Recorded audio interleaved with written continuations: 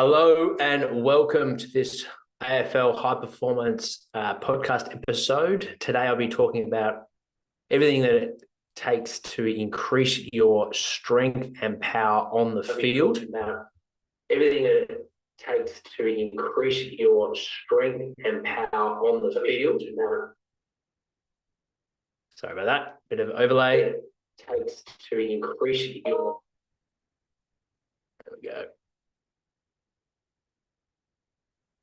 Well, I'll break down some benchmark scores for you to tick off and get an idea of where you are relative to your body weight.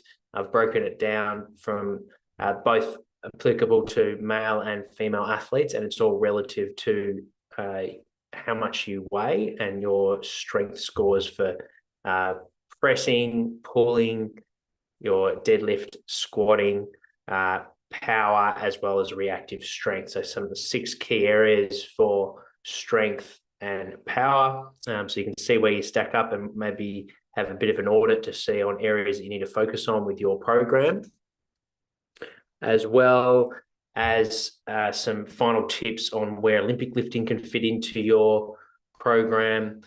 Perhaps if Olympic lifting isn't for you, then loaded jumps and throws, where to fit that in your program, particularly in season. And then finally, the importance of understanding what you want to be able to achieve on the field. Is it improving your fend-off ability? We saw Harley Reid on the weekend and over the year break the most amount of tackles with his fend-off.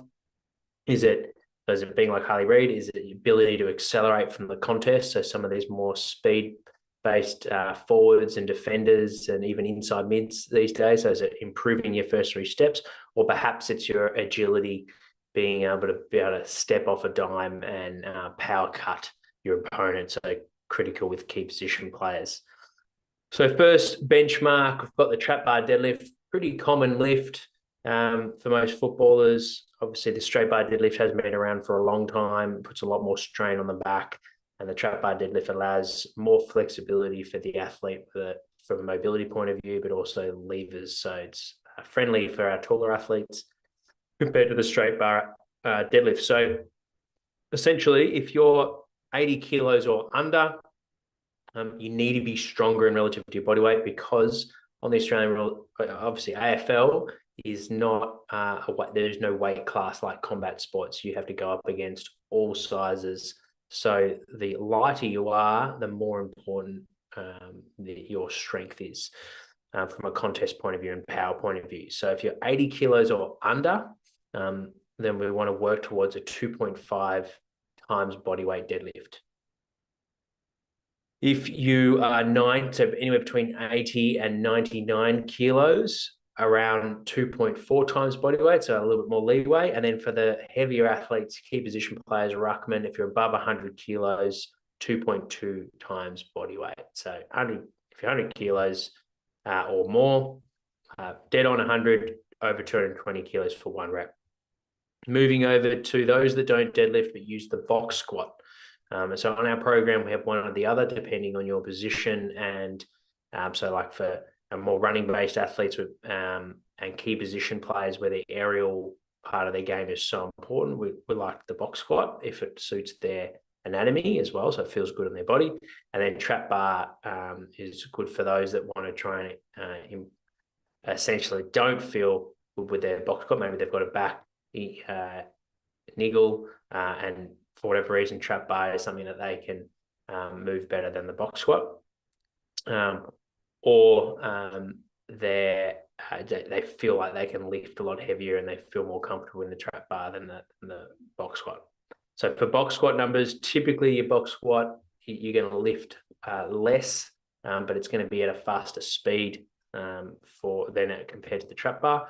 So for our 100 kilo athletes, looking at 2 times body weight for 1 rep.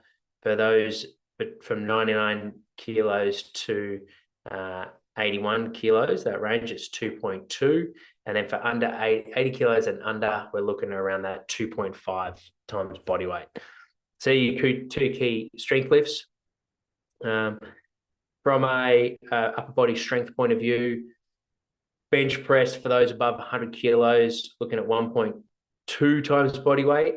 those under 100 kilos towards 80, looking at 1.4, and those 80 kilos and under 1.5 kilos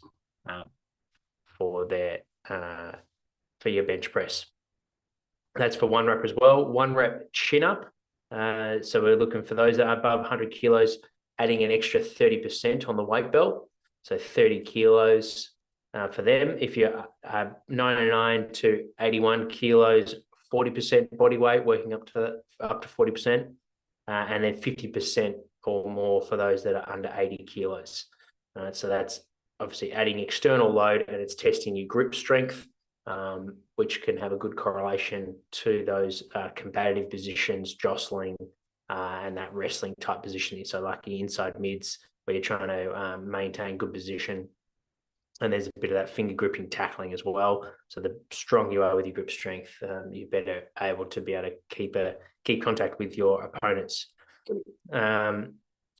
Then from our more explosive measures, these two, you need access to force plates. If you don't have those, then it makes it a little bit trickier to assess, but you can jump as high as you can and do the old school chalk on the wall and measure from your arm length when you reach, measure your height, and then the distance that you get to with a counter movement jump. But a more reliable approach, if you have access to force plates, is using a counter movement jump on the plates. So the 100 kilo athletes would like to see 38 centimeters and above, 90 kilos, 42 centimeters, and if you're under 80, 45 centimeters. So same sort of mindset, because you're competing. So if you're lighter, we want to be able to have more explosive traits. Drop jump, we're looking at your reactive strength index, your RSI, which takes into account how high you jump and the time that you spend on the ground, your contact time. So we're coming off a box for double leg, 40 centimeters, for single leg, 30 centimeters. We're landing on the box, and then you're jumping up as high as you can. All right, so it's measuring your stiffness, how well your body's able to contract high force in minimal time. 100 kilo athletes looking at an RSI score of 2.8. 90 kilo athletes, 3 and above, and then the 80 kilo athletes, 3.2. Now, once you've gone through all that battery, hopefully that gives you a bit of an audit on where you sit, what you need to focus on in your program. Of course, if you haven't got a program that's catered to these areas and you're looking, you're not following any of these exercises, these are your foundation strength and power for AFL dominance. So if you aren't following a program, make sure to join our program. We've got a free 14-day trial, so you just click the link on this podcast show notes or direct message me on social media, and I'll send you the link so you can join our program and start chipping away at these goals. Once you've got this foundational strength, then as part of your program, we start to incorporate more power training. So that's where the hang power cleans can come in, push presses. So you're lifting moderate load as fast as possible to improve that max strength that you have and start to develop more your speed strength. If Olympic lifting isn't for you for whatever reason, then and as well as we will throw in some loaded jumps, so squat jumps, trap bar jumps, and some throws as well to work on that explosive power. So there's nothing better than throwing an object. You don't have to control the weight. You just throw it as fast as you can into a net, into another partner that's further distance away that can receive it and throw it back to you. And that's a great stimulus, just like jumping is for working on your true acceleration explosive traits, which is going to help you on those things like the fend off and your first couple of steps on the field. So that ability to be able to really explode from the contest and create space. Throwing and jumping is going to be your friend in the gym. So that's working on the top end of our speed strength. And then the biggest area is working on both your wrestling and tackle technique and how to evade a tackle. So being able to roll and use your shoulders and your hips and that rotational power and timing with it all, the coordination of it all. So practicing these traits in training is critical.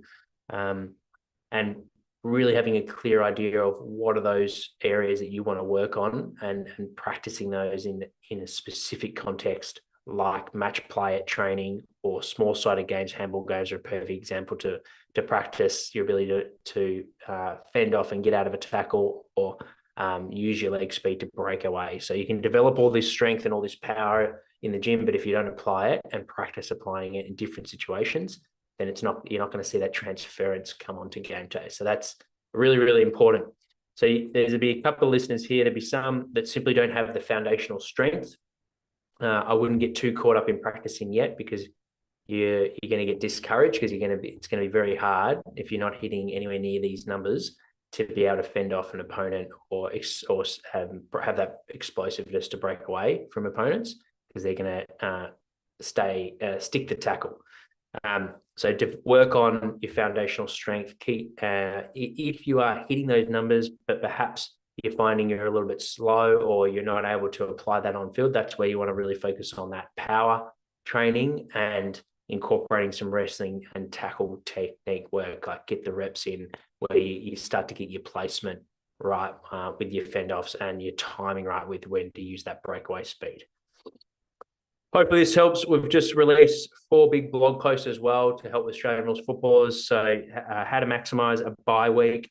I'm also presenting to Academy members in a presentation, so they'll be released on Monday. So make sure if you're an Academy member to log into your membership and watch that presentation. I'll provide a few workouts on what to do in your bye week, depending on how you're feeling and if your body just needs a bit of an active recovery flush. There's some sessions there to follow. If you want to maximize from a conditioning point of view to keep your chronic loads up, there's a match load conditioning session with football involved. And then there's an in-between session as well for those that might be away on holidays and want to get a training session in, but they don't have access to teammates and they're going to be doing a solo session. I'll also break down the key concepts on a bye week on how to maximize your recovery and the importance of really using that week of time to be able to reset and absorb the load of in-season and get you ready for the next block. So stay tuned for that. We've got 3 other blog posts as well to look at on our website, Feel Like a Pro. Just go to the resources page. There's a plyometric training for AFL. So if you're interested in this topic on power training, make sure to check out our plyometric blog post. Tips to maximize your 2024 season. So going for how to create a routine and setting clear goals on what a successful year looks like for you. And then lastly, some tips around if it's your draft year, what scouts are looking for and how to put your best game on show. So that's a draft combine goal as well. So around that blog post, shout out to Maurice Contreras as well, who is a member of us on our online high performance program. And we've created a new segment on the podcast where we're sharing footballers following our program, their journey in Australian rules football. And I had a great chat with Maurice. That was 2 weeks ago. That will release on our podcast in the next few weeks. So make sure to stay tuned for that episode. If you're an athlete on our program and you would be interested in being on the podcast and sharing your journey, make sure to reach out. I'll be more than happy to share your story at some point, hopefully this year, so we can get you in the schedule. That's it for this month's update.